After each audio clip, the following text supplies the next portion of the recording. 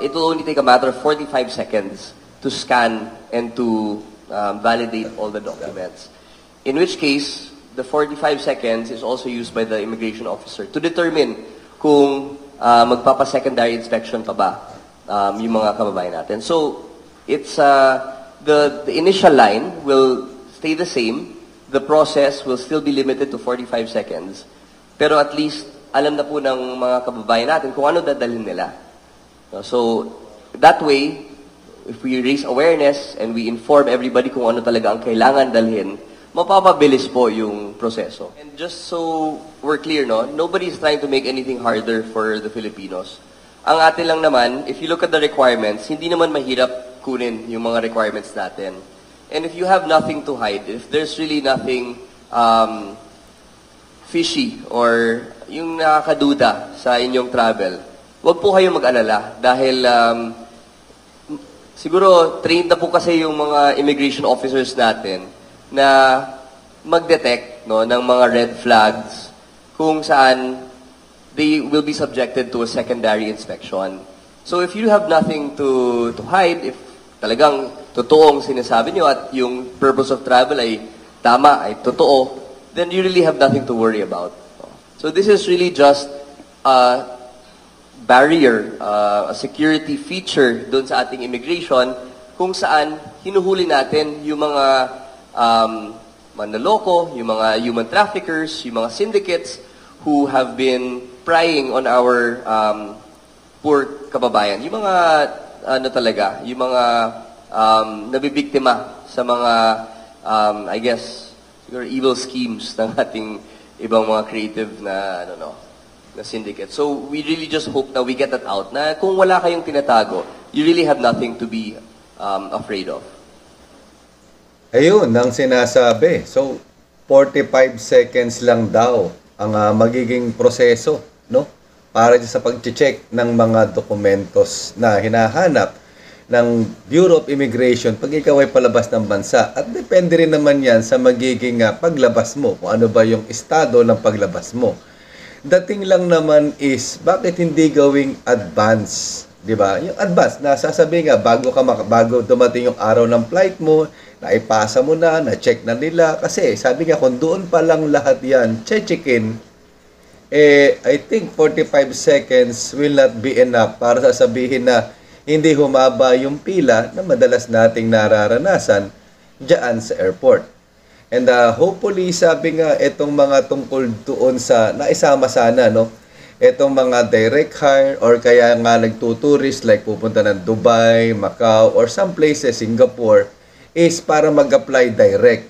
Which happens naman na normal lang nga dahil nga dito sa sistema ng tinatawag natin na teknolohiya.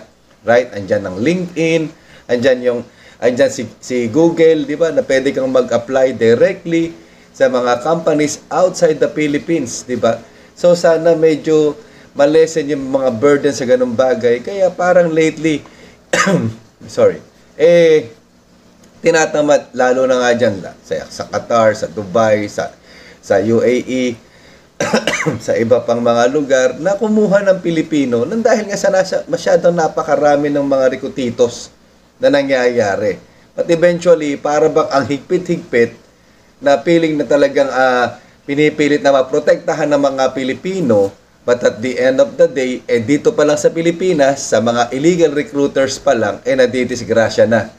Tapos pinipilit nila na dapat dadaan ka sa agency, ano ba talaga ang tama? Diba? Kung nag-apply ka doon sa company, kung pahihirapan din naman yung kumpanya, ang kumpanya nang dahil nga dyan sa direct hiring, di ganun din. So, itsapera ka na, wag na lang.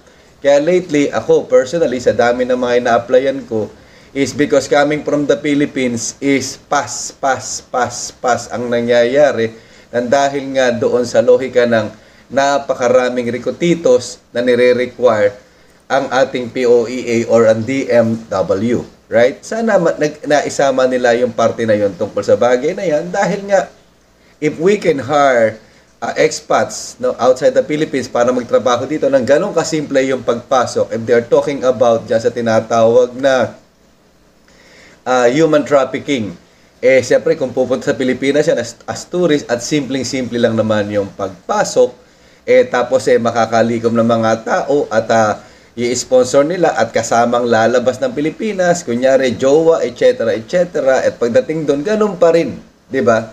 O, pagpapasok dito, mas mabilis para mailabas yung mga tao. Sinundo nga right? So maraming mga anggulo. Pero maganda yung point niya na sabi nga sa proteksyon ng mga Pilipino, pero sometimes it don't have to be very complicated, 'di ba? Kasi pag masyadong komplikado, naguguluhan ng mga Pinoy. Pero why not give it the benefit of the doubt para naman sabi nga natin is pinaprotektahan tayo. Pero sana yung protection na dito pa lang sa Pilipinas, sa mga recruitment agencies, especially sa mga mag-OFW, mas maging maayos. Diyan sa Senado, ilang beses nang anong nangyari? Wala. Nga pa rin. Ang dami pa rin ganong issues. So, puro lang ba in aid of band-aid? May nale-legislate ba talaga? Napapatupad ba? Na-i-implement ba ng maayos? So, pakinggan natin ang buo itong press con na ito ng Ayakat at para maunawaan natin at kung gusto mong maintindihan yung sinasabi ng mga bagong procedures, nandiyan dyan sa description below para ikaw na mismo magbasa kung ano man yung mga kailangan mong malaman with your own personal travel. Okay? So, bago ang lahat, kung bago ka sa channel ko na to, please don't forget to click like, leave your comments, subscribe, and don't forget to hit that notification bell and click all para lagi kang updated sa aking mga bagong uploads at paka-join ka sa ating mga live, himayin at balitaktakan, and please share so we can spread the love and the knowledge. Okay, so tara na. Pakinggan natin ang buo ang press ko na to at ikaw na yung umusga. Sabi nga, let's give them the benefit of the doubt at the end of the day para naman sa isang pagkakataon, makita natin ano ba talaga yung nagbabago at bago tayo magpuputak, antayin natin yung araw ng implementasyon na sinasabi that will be this coming September 3 and onwards, and that's the time na sabi nga, marinig muli ang boses ng taong bayan dahil bukas naman ang social media. Okay?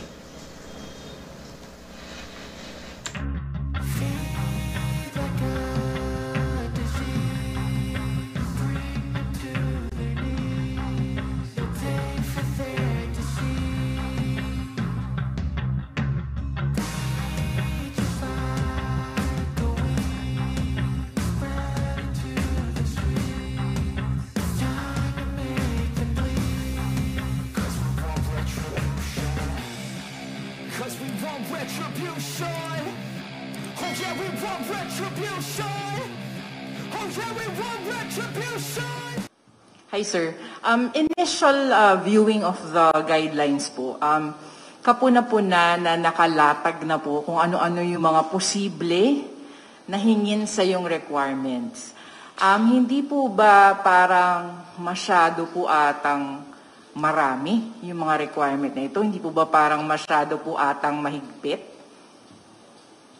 Well, as mentioned, hindi naman po sa naghihigpit po ang IACAT, pero po ang mandato po kasi ng IACAT ay protektahin talaga ang mga kababayan natin na malamang magiging victim ng human trafficking.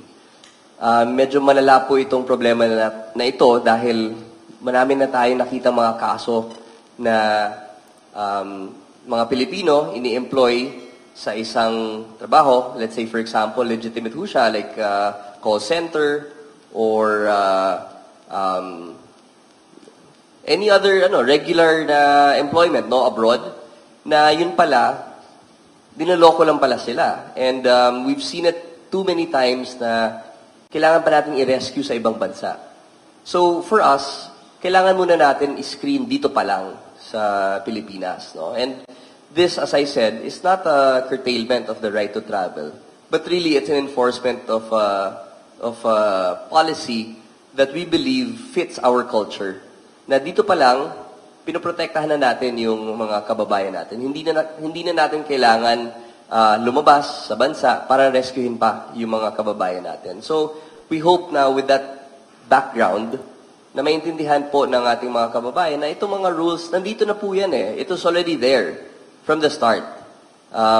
Yung Bureau of Immigration has already had a manual kung saan nandito na po yung mga documentary requirements. Ngayon po, lumalabas po tayo, nagpa-press con po tayo para ipaliwanag lalo yung mga requirements. But these requirements have already been there, in fact. It's just that now, we're becoming more transparent para po alam na po ng mga kababayan natin kung ano yung expect nila.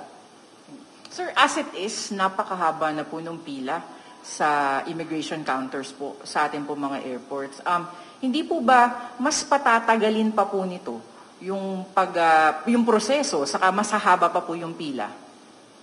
Well, of course, the Bureau of Immigration has instituted a lot of changes, no? Isa dyan yung pagdagdag ng mga IOs na makakapag accommodate ng ating mga internationally bound travelers, no? And we believe na itong mga documentary requirements will be shown, and it will only take a matter of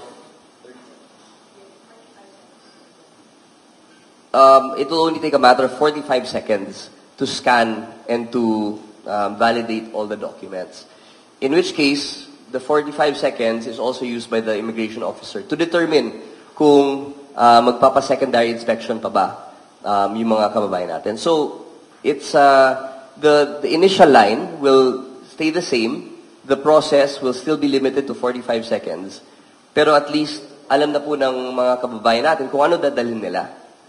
So, that way, if we raise awareness and we inform everybody kung ano talaga ang kailangan dalhin, mapapabilis po yung proseso. Sir, sorry ako if I'm asking too many questions. Yung view lang po kasi ng public is that yung nababasa nila over social media. Yung hiningan po ako ng yearbook, hiningan po ako ng grad pic, hiningan po ako ng diploma, hiningan po ako ng family tree. Ano na po ba, ma'am, yung sa Bureau of Immigration, yung mga hihingin po natin? Kailangan pa bang magdala ng yearbook po? Nakasuot po ba dapat ako ng toga? Hello, there. Siguro, kailangan lang nating i-clarify that this is not a means para po paghigpitan lahat po ng mga kababayan natin na umaalis.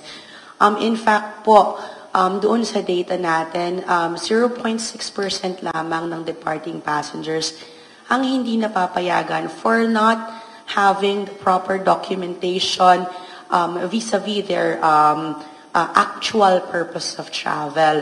So I think it's already a misconception because of what is being seen on social media. The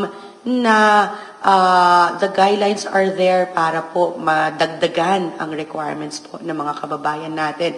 If you check the guidelines po, there's a difference between the self-funded travel and the sponsored travel. So I believe naman most of the departing tourists are self-funded. And if we look at our friends and relatives siguro that departed recently, lalo po nung peak season, karamihan naman po sa kanila, wala naman pong naging problema. The thing is that the guidelines were laid out by the IACAT for the general public to know what type of document should I bring if I fall into a certain category of people.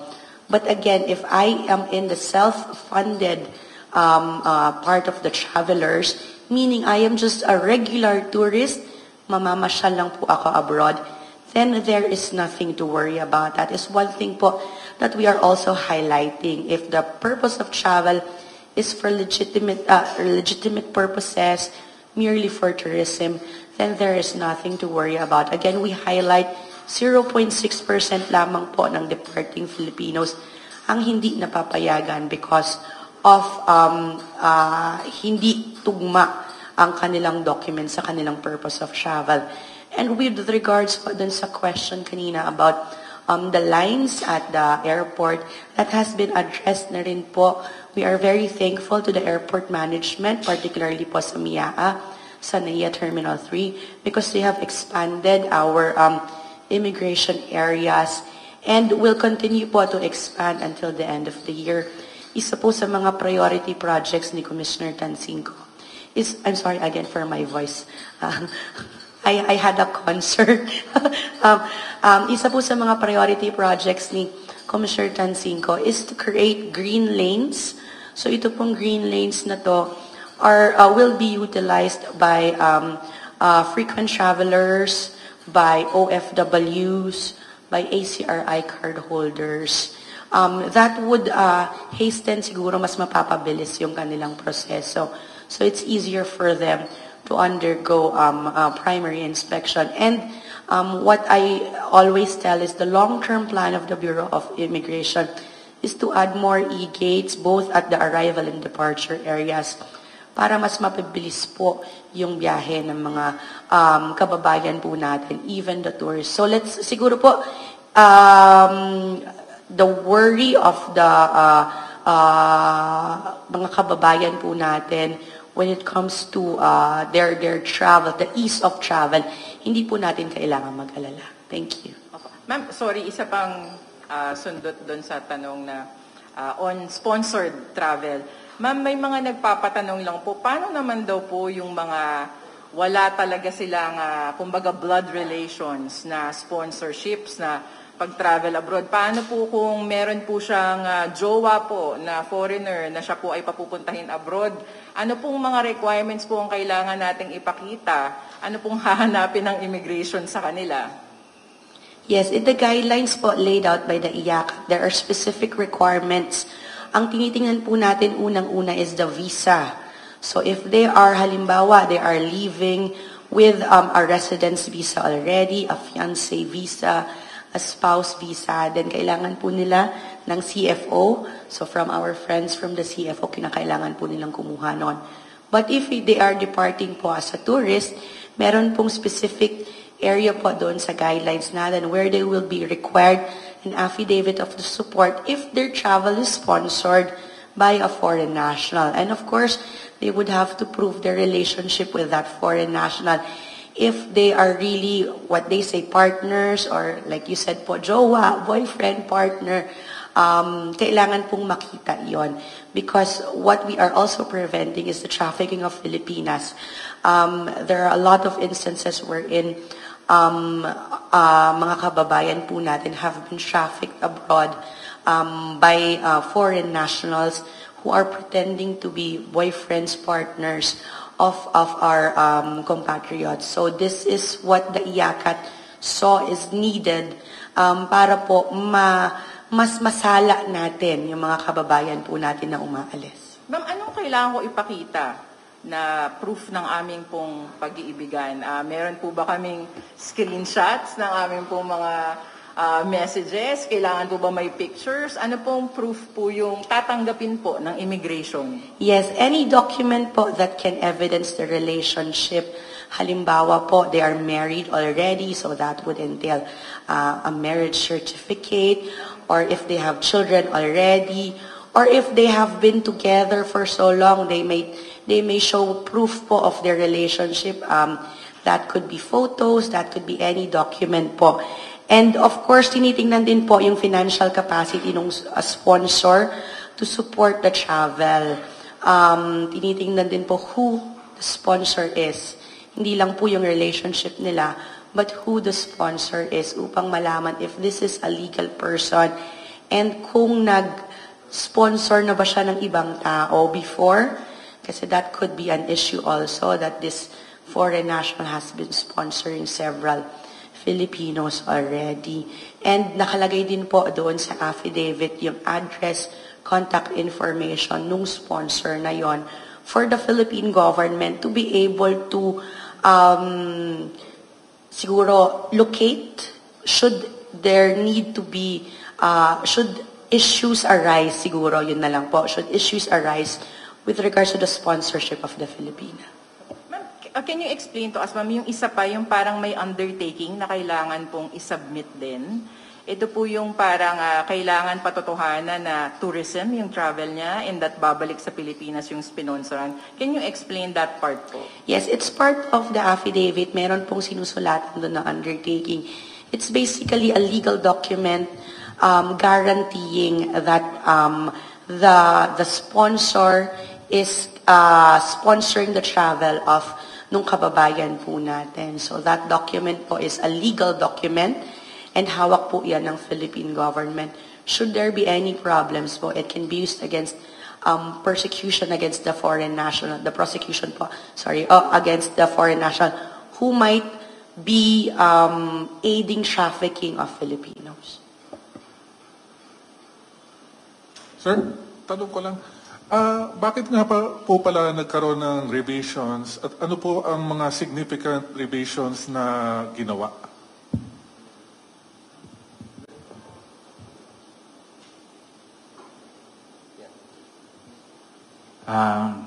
Good afternoon. Well, for example po, with the DSWD, yung requirements namin, again, when it comes to dun sa travel certificate namin, existing na siya. But then, we're very thankful with the IACAT, with coming up with these guidelines, because most of the travelers, they don't know that we have requirements. Ano ba? We have requirements on our part sa DSWD, especially when you're traveling with the minor or yung bata ay kasama nung nani at tatay niya na hindi kasal. And with these guidelines, ano po, naipakikita na natin sa general public na ito yung kailangan nyo, and the public will now be aware na hindi lang po hotel reservation sa kailangan, but at the same time, kailangan din sundin po yung mga ganitong requirements na ganun. Hindi na po nahahamper yung kanilang travel. Kasi most often than not, doon po nangyayari ang problema pag nasa boarding na tayo. Kasi pag hinanap na ito sa inyo, wala po. Kasi hindi po alam. But then, with this set of guidelines, ito na po yung Bible natin ngayon sa ating pagbiyahe.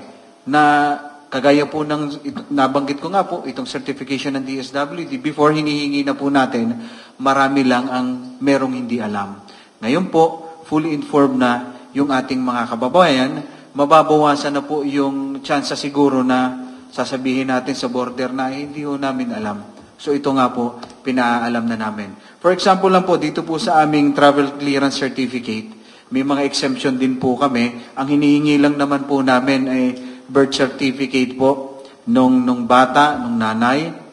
Kung halimbawa po, alam naman natin yung marriages minsan ay hindi naging successful. Ano po? So kung halimbawa yung bata ay hindi bibiyahe kasama yung nanay, so doon lang po tayo may mga kalagdagang mga hinihingi at verification. Pagkasama po ng bata yung tatay, kailangan po mapatunayan na sa kanya yung legal custody. May mga available na naman po tayong form dyan. At doon sa aming travel clearance certificate naman, nade-determine na rin po namin yon. Usually naman po, wala pong maghapon, na ibibigay na po namin yung travel clearance certificate namin on our part po sa DSWD.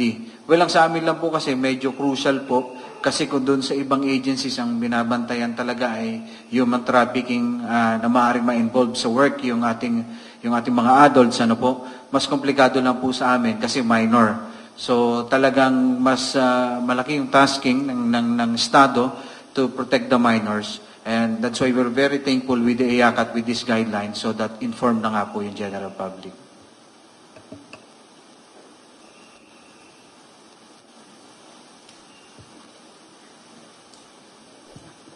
Magandang hapon po. Sa amin naman po sa Commission on Filipinos Overseas, yung kagandahan po ng bagong guidelines, tinanggal na po nating requirement for CFO registration doon sa mga may partner, may foreign partner, tapos tourist visa lang naman yung hawak nila. So under the old guidelines, kahit po kunyari magkikita lang sila sa Hong Kong, hindi naman sila spouse or fiancé, kailangan po ng CFO registration. So yun po yung kinaganda sa bagong guidelines natin. Salamat po.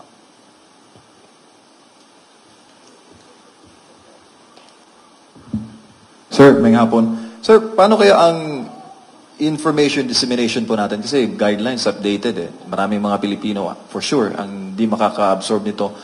Will it be good na makipag-partner kayo, mandating yung mga agencies, travel agencies, na mag-produce ng copies para well-informed yung mga mag-abroad? Yes, sir. Actually, kasama po yan sa aming pinaplano na communication strategy dito. Yun, isa, partner up with travel agencies kasi medyo focused po yun eh, dun sa mga travelers, di ba? Pero meron din tayong ibang naiisip na programa. Siguro kagaya ng mainstream media. We also have partners in the PCO and the PIA which can disseminate this further dun mismo sa ground level, no? We also have mga ads that we're going to put out para po talagang yung awareness po ng bagong guidelines, talagang medyo widespread na siya. And we really hope na umabot ito sa lahat ng lugar ng Pilipinas. Alam ho natin na iba-iba yung lengguwahe, iba-iba yung interpretation, no? Pero we want to make sure na yung accuracy po ng ating information ay nape-preserve, no, hanggang dulo talaga. We call it the last mile na communication or awareness. So we're hoping that with all the programs that we have set and with the effectivity coming on September 3, we hope to spread awareness as wide as we can. Sa September 3, sir, wala nang grace period, something lang. I-enforce talaga, wala nang no ifs, no buts. Yes. Walang pakiusapan. Well, yun na talaga yung effectivity po ng ng ating bagong guidelines. And just so we're clear, no, nobody is trying to make anything harder for the Filipinos. Ang atin lang naman, if you look at the requirements, hindi naman mahirap kunin yung mga requirements natin. And if you have nothing to hide, if there's really nothing fishy or yung nakakaduda sa inyong travel, wag po kayong mag-alala dahil siguro trained na po kasi yung mga immigration officers natin na mag-detect, no, ng mga red flags kung saan they will be subjected to a secondary inspection. So if you have nothing to hide, if talagang totoong sinasabi nyo at yung purpose of travel ay tama, ay totoo, then you really have nothing to worry about.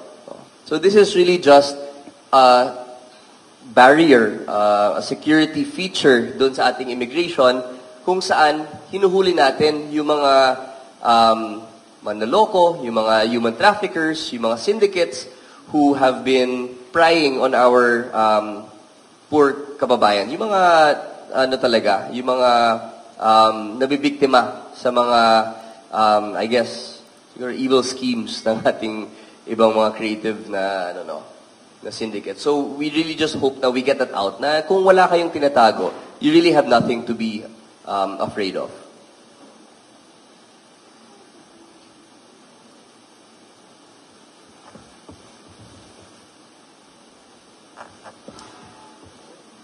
Okay na?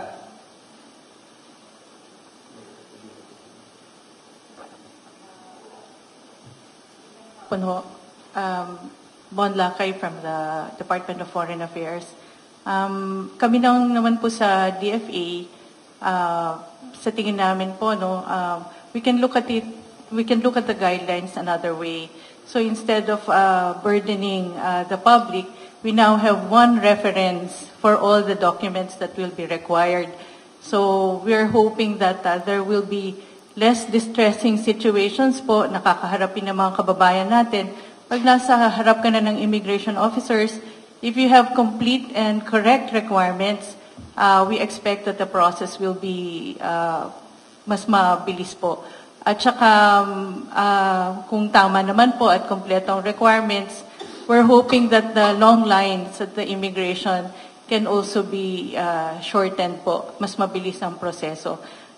Isa pa pong hihilingin lang po ng mga embassies natin or foreign service posts sa ating mga kababayan, planuhin ho natin ang pagpunta sa ating mga embahada, konsulado at saka consulate general. Meron po diyang mga requirements na kinakailangang ma-process with the embassy. You have two options po, no? Lalo na dun sa affidavit of support and guarantee. Ang ating mga embahada po ay also have limited personnel. So, they also have limited capacity to be able to accommodate so many clients in a day. Pinapakiusap lang ho namin, please plan your travel to the embassy with enough lead time para po orderly po at maalwan din po ang transactions natin with the embassy. Yun lang po. Salamat po.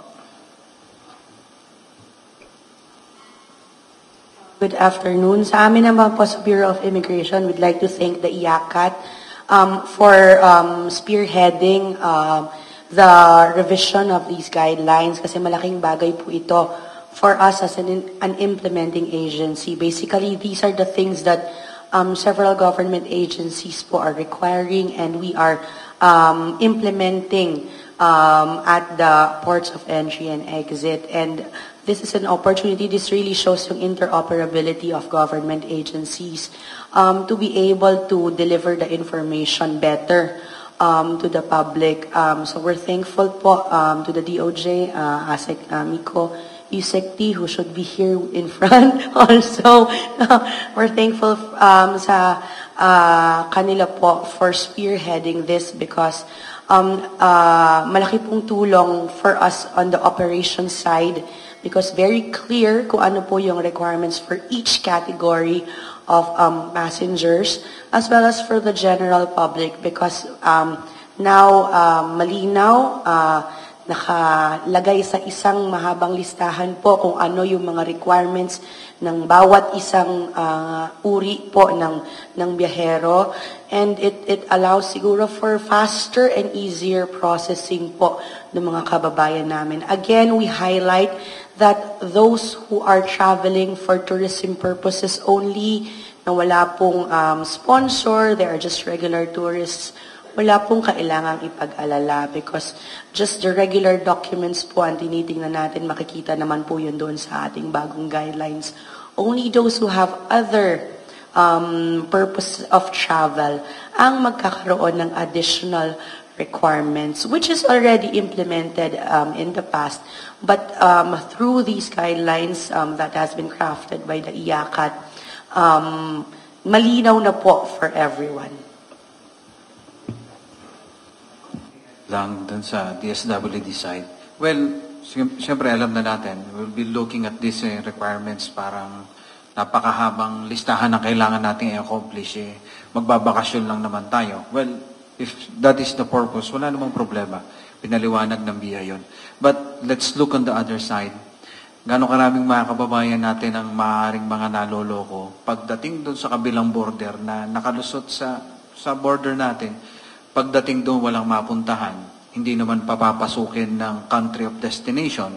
Kasi kung ano man yung gagawin ng immigration, ng DSWD, ng iba pang mga ahensya ng gobyerno, mas i-scrutinize tayo pagtawid natin doon. Hindi rin tayo makakalabas, most probably doon sa country of destination natin. Mas mahirap yun. And that will be another task for the national government like DSWD, OWA, na, teka, may mga kababayan tayong natrap doon, di makalabas. Kasi, nabiktima pala ng human trafficking. Baka ang sunod namang sabihin sa national government, teka, ba't nagtuturoan yung OWA? Hindi nga po kayo OFW, so that's another complication. So bakit yung DFA? Opo, ginagawa na nga ng DFA. Sabi ng DFA, they have limited resources. Tatawagin naman si DSWD ngayon. Teka, papasok ba yung AX dyan? Yung mga ganon. So ito po yung hinihingi din namin ng tulong from our partners from the media. Yes, may listahan tayong bago, pero karamihan dito nag-i-exist na. But these guidelines, sabi ko nga kanina, ito na yung Bible natin or Quran, whatever, sa pagbiyahe natin. Pero tingnan natin yung masisave nating mga kababayan na baka nga naloko lamang. Kasi hindi lang naman yung illegal recruitment nangyayari sa harap ng OWA. Yung iba nagpo-proceed na hanggang maitawid ka doon sa country of destination na nais mo. Kaya lang wala kang sapat na dokumento. And then po problemahin din ng gobyerno kung paano ka tutulungan after doon. So kung dito pa lang, kung tayo man ay may pangarap na mga ibang bansa, Canadian dream man yan, American dream man yan, Australian dream man yan, maaari naman natin gawin sa tamang proseso. Pero yung tayo magsusubscribe po doon sa mga scrupulous, at sabihin na natin ay too good to be true ng mga offers sa atin, ito po ang pinagtutulong-tulungan ng national government with the IACAT. Mailayo po kayo doon at doon tayo sumunod sa tamang proseso. Salamat po.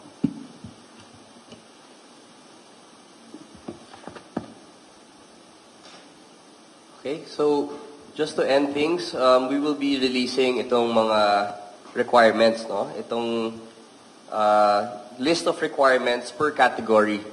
So at least mabilis mo nang hanapin yung category mo. Kung mahanap mo na yung category mo, malaman mo na kung ano yung mga requirements. And this will be the same material that we will be disseminating throughout the whole country through our various channels.